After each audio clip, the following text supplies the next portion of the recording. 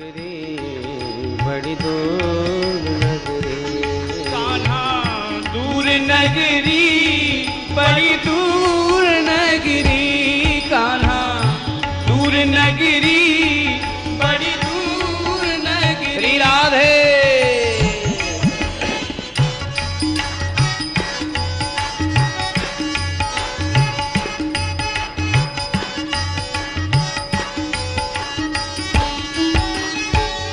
सखी संग आऊं कान्हा लाज मोहे लागे, सखी संग आऊं कान्हा लाज मोहे लागे, सखी संग आऊं कान्हा लाज मोहे लागे, सखी संग आऊं कान्हा लाज मोहे लागे, अकेली आऊं तो कान्हा अकेली आऊं तो भूल जाऊं डगरी बड़ी दूर नगरी, कान्हा अकेली आऊं तो भूल जाऊं डगरी बड़ी दूर नगरी, कान्हा दूर नगरी बड़ी दूर नगरी, कान्हा दूर नगरी बड़ी दूर नगरी,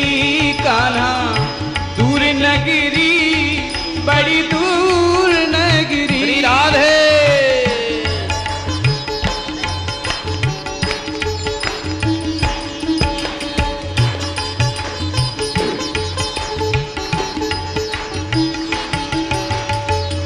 तेरी नगरी में कान्हा कान्हा कान्हा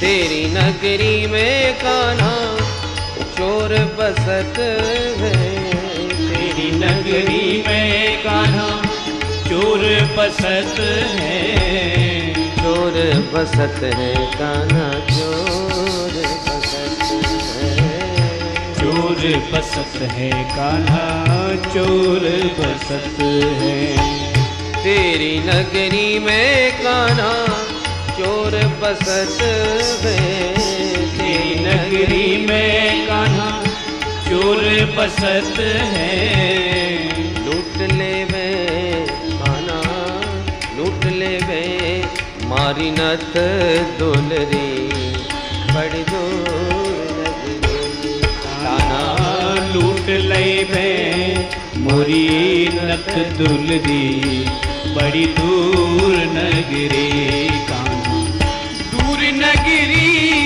बड़ी दूर नगरी, कान्हा दूर नगरी बड़ी दूर नगरी। राधे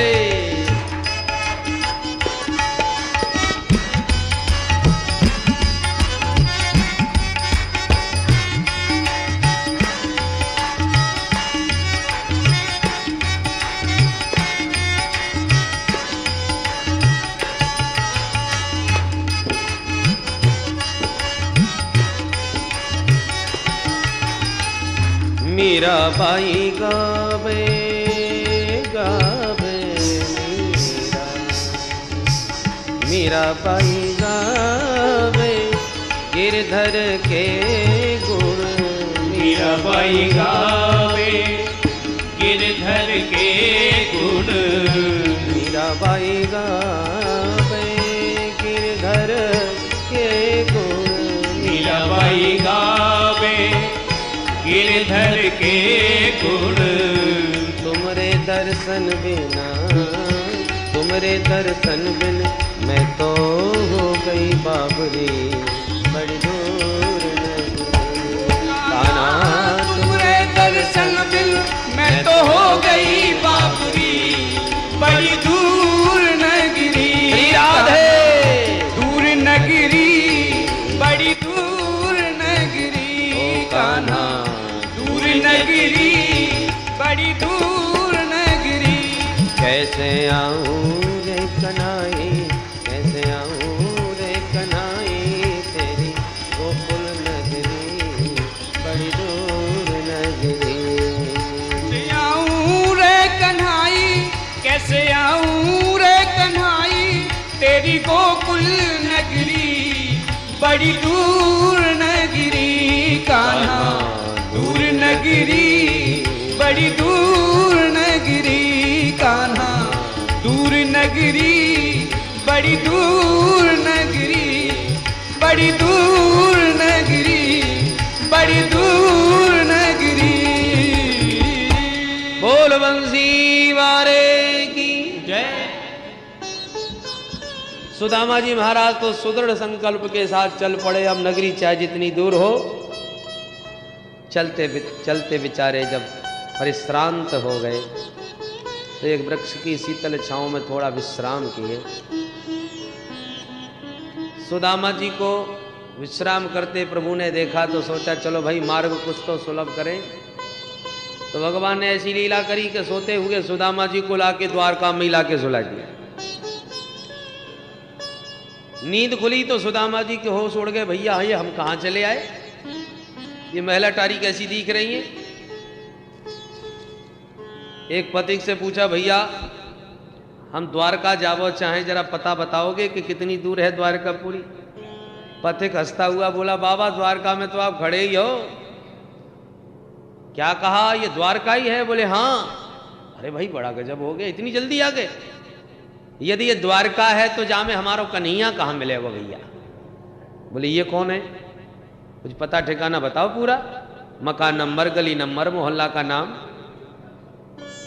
सुदामा जी घबराए, तू हमारे कन्हैया को ना जाने। अरे देख भैया ये तो हमारे बचपन की बात है कहवे की। बाको विशुद्ध नाम तो है श्री कृष्णचंद्र, हमारे बचपन के मित्र हैं वो, इसलिए हम कन्हैया कहें। वो पथिक तो नाम सुनते ही उछल पड़ा, तुम हमारे महाराज का नाम ले रहे हो? अरे बाबा उनका नाम लेने से पहले पता है कितने विशेषण लगाए जाते हैं। श्री श्री 1008 श्री महाराजाधिराज द्वारकाधीश कृष्णचंद्र जी महाराज, और तुम न जाने ये कैसा विचित्र नाम बोल रहे हो, ये तो हमने पहली बार सुना उनका।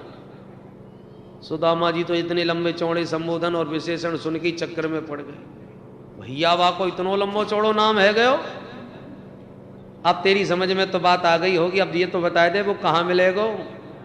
पथिक बोला, वाह महाराज उनके बारे में क्या पूछना। अरे चले जाइए, पंक्तिबद्ध बड़े बड़े विशाल भवन जितने भी तुम्हें दिख रहे हैं सब उन्हीं के तो हैं। हजारों भवन हैं उनके, वो तो यहाँ के मालिक हैं, सर्वेश्वर हैं। कह के पथिक तो चलता बना। सुदामा जी आश्चर्य में डूबे, उन विशाल भवनों को देखते देखते आगे बढ़े तो बड़ा ही जगमगाता हुआ दिव्य भव्य एक भवन नजर आया, उसी में घुस गए जो भगवती रुक्मिणी जी का था। भागवत के अनुसार तो सीधे अंतःपुर तक चले गए सुदामा जी, परंतु प्रसिद्ध है और नरोत्तम जी ने ये बड़ा सुंदर भाव सजाया है कि जब द्वारपालों ने पूछा महाराज किससे मिलना है, सुदामा जी हाथ जोड़ के बोले, भैया अंदर जाके बस इतना कह दीजो तेरे बचपन के सखा सुदामा को मिलवे क्यों आए, बस अपने महाराज को इतना बताए। पथिक तो ये द्वारपाल तो अचंभित रह गया, आप हमारे महाराज के सखा हो? बोले हाँ हाँ बचपन के हैं, बहुत पुराने। द्वारपाल ने सोचा भगवान की लीला को समझ में तो आती नहीं, कब कौन किस रूप में चला आवे, देखने में तो लग नहीं रहे, पर जब सखा बता रहे हैं तो हमको क्या परेशानी, पूछ लेते हैं। विराजिए महाराज, हम अंदर खबर करते हैं। सुदामा जी को बैठा के द्वारपाल दौड़ा भीतर गया, प्रभु को प्रणाम किया। सरकार इस दास को चरणों की सेवा करते द्वारपाल बने वर्षों बीत गए, पर आज जो विभूति आपके दरवाजे खड़ी है और आपको वो अपना सखा भी बता रहा है, ऐसे भी आपके कोई सखा संभव हो सकते हैं, ये मेरे स्वप्न में भी नहीं। भगवान बोले ऐसा कौन है भाई? बोले सरकार यही तो समझ में नहीं आता कि कौन है। शीस पगान झगा तन में प्रभु जाने को आहे बसे के ही ग्रामा, धोती फटी सिलटी दुपटी और पाय उपान की नहीं श्यामा। द्वार खड़ो तुझे दुर्बल देख रहो चकसो वसुधा अभिरामा, पूछत दीन दयालु को धाम, बतावत आपनो नाम सुदामा। जो प्रभु के कान में सुदामा नाम पड़ा, भगवान अपने सिंहासन से कूद करके दौड़े, पीतांबर नीचे गिर गया, पादुका पहनना भूल गए, दोनों भुजा पसारे सुदामा सुदामा पुकारते दरवाजों को भागते चले गए। सारी सभा सावधान हो गई। ऐसी कौन सी विभूति आई जिसके नाम पर इतने उतावले आतुर होके सरकार जा रहे हैं? अरे इस दरबार में ब्रह्मादिक देवताओं को भी आते देखा हमने, और आज तक जो आए उन्होंने अपना सिर झुकाया, मुकुट नवाया, पर इतनी आतुरता सरकार में कभी नहीं दिखाई। सारे सभासद सावधान होकर के खड़े हो गए और भगवान दौड़े दौड़े 7 जोड़ी पार पहुंच गए। सेवक पीछे पीछे भागे चले जा रहे हैं प्रभु के, और दरवाजे पर खड़े सुदामा जी अनेक प्रकार के संकल्प विकल्पों में गोते लगा रहे हैं। न जाने पहचान पाएगा कि नहीं, उसे याद होगी कि नहीं, नाम का भी स्मरण होगा कि नहीं, अनेक प्रकार के संकल्प। जो भगवान ने दरवाजे खड़े सुदामा जी को देखा, लपक करके दौड़ के भुजा पास में हृदय से कस करके दबा लिया, हृदय से लगा लिया। सुदामा को लगा जैसे आनंद के सरोवर में सराबोर हो गए हो। बोल दीन बंधु भगवान की, भक्त वत्सल भगवान की। दोनों मित्र एक दूसरों के गले लगे, इतने आनंद विभोर के दोनों के ही नेत्र सजल हो गए, दोनों का ही कंठावरुद्ध हो गया। अत्यंत प्रेम की अधिकता में कोई किसी से कुछ बोल ही नहीं पा रहा। भगवान ने सुदामा जी का हाथ पकड़ा और सनई सनई भवन के भीतर ले आए। जब सभासदों की दृष्टि सुदामा जी के स्वरूप पर पड़ी तो सभी स्तब्ध रह गए। ओहो, यही विभूति थी जिसके लिए सरकार इतने हड़बड़ा के भागे। राम राम, जिसके पैरों में जूते चप्पल भी नहीं, तन पर वस्त्र के नाम पर मात्र एक धोती है, सिर पर पगड़ी भी नहीं, धोती आधी नीचे लिपटी है और आधी को ऊपर से लपेट रखा है, मात्र जैसे तैसे तन ढांक पाए। ऐसे अकिंचन के प्रति इतने उदार, किसी को समझ में नहीं आ रहा। सारी सभा सुदामा जी को देख करके स्तब्ध, और सुदामा जी सभा की दिव्यता भव्यता को देखकर भौंचक गए। भगवान हाथ पकड़ के सर्वश्रेष्ठ सिंहासनासीन किए।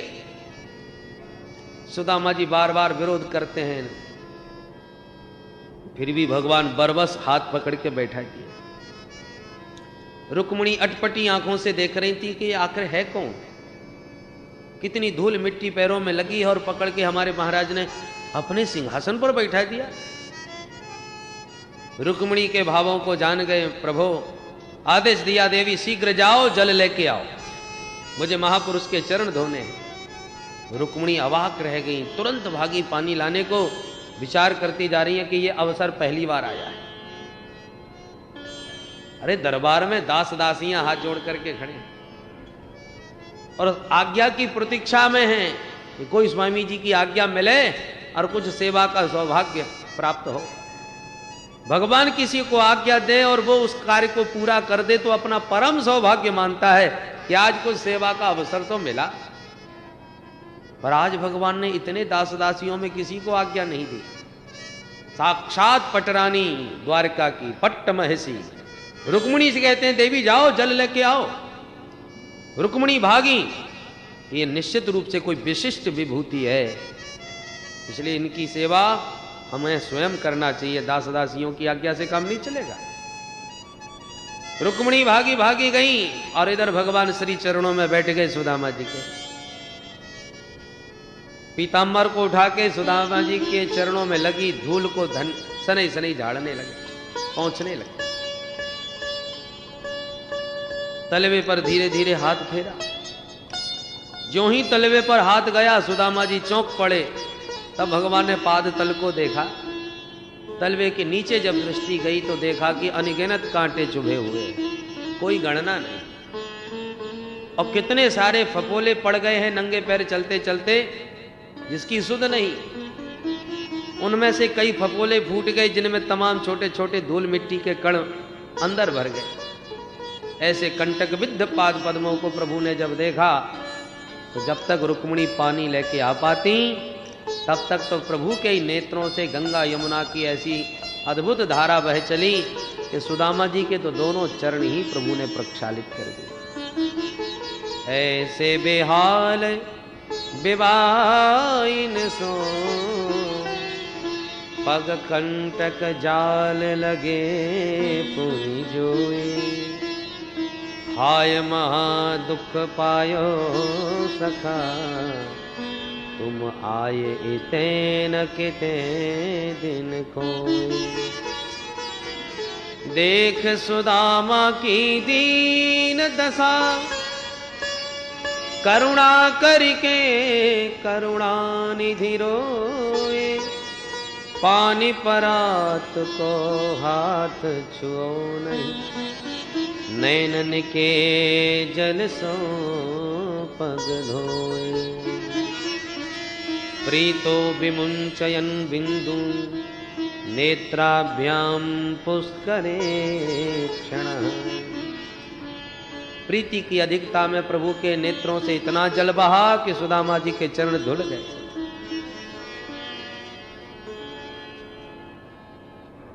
रुक्मिणी पानी लेके आई और ये दृश्य देख करके हक्की बक्की रह गई। खड़ी खड़ी सोचने लगी किम अनेन कृतम पुण्यम अवधूतेन भिक्षुणा, श्रियाहीनेन लोकेस्मिन् गर्हितेन धमेन च। इस अवधूत ने कौन सा पुण्य किया होगा? सारा जगत मेरे जगदीश्वर के चरण कमलों की रज चाहता है और मेरे स्वामी इसकी चरण रज नेत्र जल से प्रक्षालित कर रहे हैं। इसके समान भाग्यशाली पुण्यात्मा कौन हो सकता है? केवल रुक्मिणी ही नहीं, सारा जगत सुदामा जी के सौभाग्य की सराहना कर रहा है। और सुदामा जी सहमे हुए सिंहासन से चिपके बैठे हैं। प्रभु सुदामा जी के मनोगत भाव जान गए कि सुदामा जी सिंहासन पर मन की बात नहीं कर पाएंगे मुझसे, और मित्र से मिले हैं वर्षों के बाद तो मन की बात तो होनी चाहिए। तो संकोची स्वभाव के सखा को हाथ पकड़ के प्रभु बोले, मित्र बहुत थके हारे मालूम चल रहे हो, इसलिए अंतःपुर में चल के थोड़ा विश्राम कर लो। और चरणों तक रुक्मिणी को देकर भगवान सुदामा जी के साथ भीतर गए। सुंदर स्नान कराया, वस्त्राभूषण धारण कराए, विविध व्यंजनों का भोजन कराया, तांबूल निवेदन किया और उसके बाद रुक्मिणी के एकांतिक कक्ष जहां पर हस्ति दंत निर्मित सुंदर पर्यंक पर दूध के झाग के समान शुभ्र सुकोमल सैया पर शयन कराया श्री सुदामा जी महाराज को। सुदामा जी को लेटकर ऐसा लगा जैसे क्षीर सिंधु में अवगाहन कर रहे हो। आनंद विभोर हो गए, मन आह्लादित हो रहा है। इतनी खुशी है कि शब्दों में व्यक्त कर नहीं पा रहे, भगवान से कुछ बता नहीं पा रहे अपने आनंद के। इतना अपार हृदय में सुख का अनुभव हो रहा है। और प्रभु के स्वभाव का तो मन ही मन प्रसन्नता के मारे मन ही मन सराह रहे, बोल नहीं पा रहे। सुदामा जी जब शयन करने लगे तो प्रभु चरण दबाने लगे। सुदामा जी बार बार हाथ पकड़ते हैं, रोकते हैं, पर भगवान एक नहीं सुनते, एक नहीं मानते।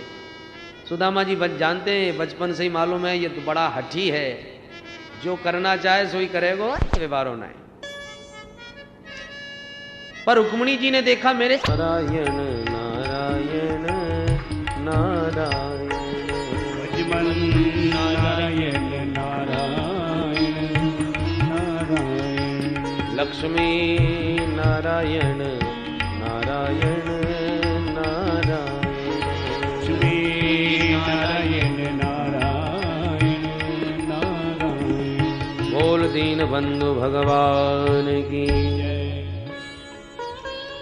रुक्मिणी जी ने देखा जब मेरे स्वामी चरण सेवा कर रहे हैं तो मुझे भी तो कुछ सेवा करना चाहिए इस महापुरुष की। क्या सेवा करूं, कुछ समझ में नहीं आया। तो तुरंत एक पंखा उठा के ले आई और एक किनारे खड़ी होके हवा करने लगी। देवी पर्यचरत साक्षात चामर व्यजनेन वै। देखो तो इस अवधूत के ठाठ साक्षात लक्ष्मी जिसका पंखा झल रही हो और साक्षात लक्ष्मीपति जिसके चरण दबा रहा हो, संसार में इससे बड़ा संपन्न और कौन हो सकता है। लक्ष्मी नारायण दोनों ही सेवा में समर्पित हैं। भगवान कहना चाहते हैं कि कोई सुदामा जैसा बने तो सही। निरपेक्षम मुनिम शांतम निर्वैरम समदर्शनम अनुव्रजाम्यहम नित्यम ये त्यंघ्रिरेणुभिः। भगवान तो उसकी चरण रज में स्नान करने को तैयार हैं। कोई निरपेक्ष बन के तो देखे। हमारी तो न जाने कितनी अपेक्षाएं, हर व्यक्ति से जो हमसे जुड़ा उससे हमने अपेक्षाएं की। ये हमारे ये काम आएगा, इससे ये काम चलेगा। प्रभु का भी भजन करते हैं तो उसमें भी अपेक्षाएं। भगवान से भी ये मांगेंगे वो मांगेंगे, फैक्ट्री बढ़िया चलेगी, बेटा हो जाएगा, नाम हो जाएगा, प्रतिष्ठा बढ़ जाएगी, बहुत सारी अपेक्षाएं। और निरपेक्षम, किसी से कोई अपेक्षा नहीं, मन में कोई इच्छा शेष नहीं, ऐसा निरपेक्ष संत कोई बन जाए तो भगवान कहते हैं अहम नित्यम अनुव्रजामि। मैं नित्य प्रति क्षण उसके पीछे पीछे भागता हूं। काय के लिए? अंघ्रिरेणुभिः पूये। उसके चलने से जो धूल उड़ रही है उसकी चरण धूल में स्नान करके मैं अपने को पावन करता हूं। ये भगवान का वचन उद्धव से है। सुदामा जी की सेवा में आज समर्पित हैं प्रभु। अचानक चरण दबाते प्रभु ने पूछा, मित्र बहुत वर्षों के बाद आपके आज दर्शन भये हैं। अब पहले तो मुझे ये बताओ, विवाह हो गया, शादी वादी हो गई? अब भगवान तो चाहते हैं कि हम उसी बचपन में दोनों मित्र पहुंच जाएं जहां गुरुकुल में खूब हास्य परिहास किया करते थे। और बचपन का मित्र बुढ़ापे में मिल जाए तो बुढ़ापा भी उस समय भूल जाते हैं। वो सारा बचपना आंखों में नाचने लगता है। उस दिन ये हुआ था, उस दिन ऐसा हुआ था, बचपन की यादें ताजा हो जाती हैं। तो भगवान ने सबसे पहला प्रश्न किया, अपि ब्रह्मन् गुरुकुलात् भवता लब्ध दक्षिणात् समावृत्तेन धर्मज्ञ भार्योढ़ा सदृशेन वा। मित्र पहले ये बताइए, तुम्हें कोई तुम्हारे अनुकूल भारिया मिली के नहीं? शादी वादी हुई के नहीं? इस बात पर थोड़े से शर्माए गए सुदामा जी। इशारे में बोले, भैया या शादी के अलावा पूछवे की और बात ना मिली तो मेरे विवाह की चिंता है का? भगवान बोले, इसलिए पूछ रहा हूं ये प्रथम प्रश्न, क्योंकि तुम हमेशा बाबापने की बात ही करते थे, वैरागियों की बातें, इसलिए डर है कहीं वास्तव में विरक्त होकर फक्कड़ तो नहीं हो गए। सुदामा जी बोले, नायक नहीं है, ऐसी बात ना है, विवाह तो है गयो, तेरी भाभी को नाम है सुशीला, और जैसो ही तो नाम है वैसो ही वाह को काम है। बड़ी सुशील स्वभाव की है, तो जीवन की गाड़ी बड़े आनंद से चल रही है। अब तू भी जल्दी बोल, तेरो विवाह भयो के ना? भगवान हंस करके बोले, अब मित्र हमारी मत पूछो, हम तो बाद में ही इकट्ठी बताएंगे। पर एक बात बताओ, तुमने चुप्पी विवाह कर लियो, हमें भनकता ना पड़ी, खबर तक नहीं दी? चलो जो बात है गई सो है गई, पर पहले ये बताओ, जब यहां आए हमसे मिलवे तो भाभी जी से तो जरूर बता के आए होगे। सुदामा जी बोले, लाला सच्ची बात बोलूं? हाँ हाँ बोलो। बोले, सच्ची बात यह है कि तेरी भाभी नहीं भेजो है। भगवान बोले, ओहो परम सौभाग्य, इसका मतलब भाभी जी हमारे बारे में सब जानती हैं, आपने बताया होगा हमारे बारे में, इसलिए उन्होंने हमारे पास भेजा। बड़ी कृपा करी भाभी जी ने। परंतु यदि भाभी जी ने आपको हमारे पास भेजा है तब तो हमारे लिए कुछ ना कुछ खाने पीने जरूर भेजा होगा। अब सुदामा जी की धड़कन तेज भई, हे भगवान 4 घर के मांगे भाई चावल, और मांगे के चावल तो अलग ही समझ में आ जाए, अलग अलग घर के अलग अलग प्रकार के। अब ये इतना बड़ो राजा धीराज याकू कैसे दूं ये मांगे भाई चावल, देखेगो तो का सोचेगो ये भिकमंगा का लेके आयो। संकोची सुदामा जी सहम गए, बगल में पुटरिया जोड़ से दबा रखी है, हाथ जोड़ के बोले भैया कन्हैया हम पे का धरो जो तेरे ताई लाते। भगवान बोले देखो ऐसी ऐसी बातें मत कियो कर, अरे लाए हो तो बताओ, नहीं लाए तो बात ही खत्म। सुदामा जी बोले तो सच्ची बात बोलूं मैं कछु ना लाया। भगवान हंस के बोले वाह मित्र, मालूम चले तुम्हारे बचपन की आदतें अब वो ठीक ना भाई। का मतलब? भगवान बोले याद तो है बचपन की बातें।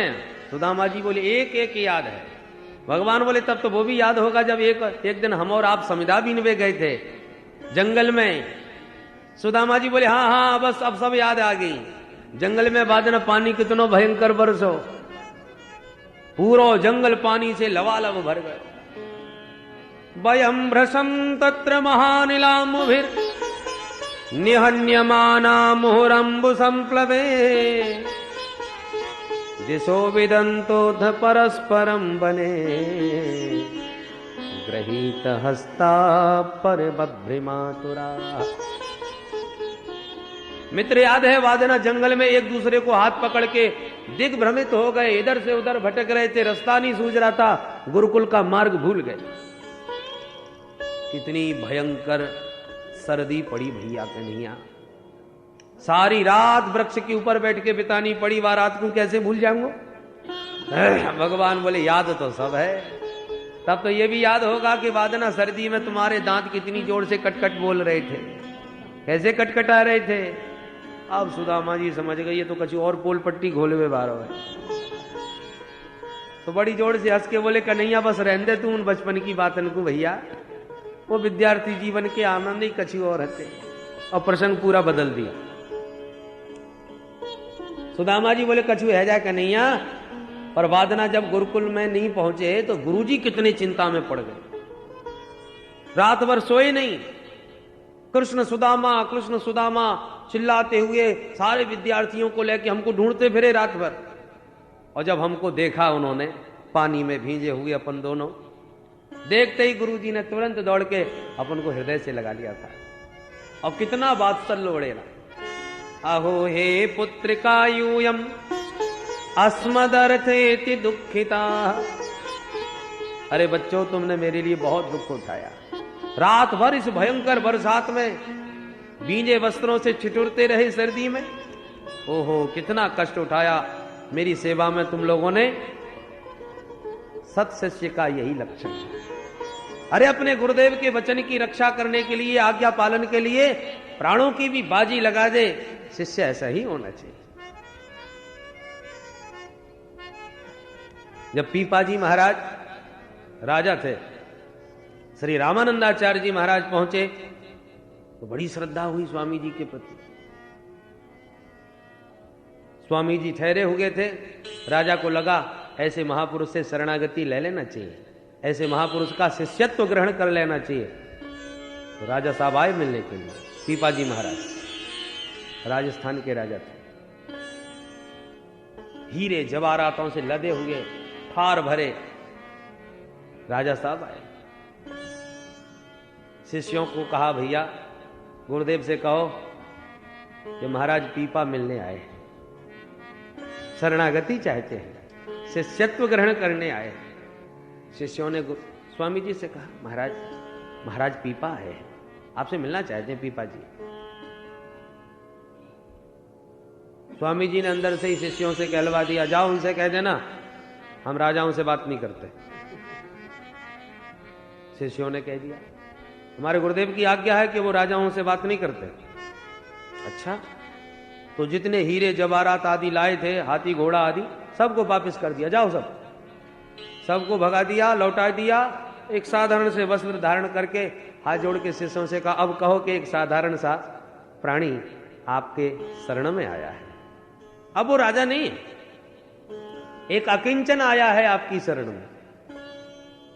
शिष्यों ने कहा गुरुदेव अब तो उसने हाथी घोड़े हीरे जवाहरात सब भगा दिए, लौटा दिए, अब तो साधारण से वस्त्र पहन करके आपकी शरणागति ग्रहण करना चाहता है, अब तो ले आए।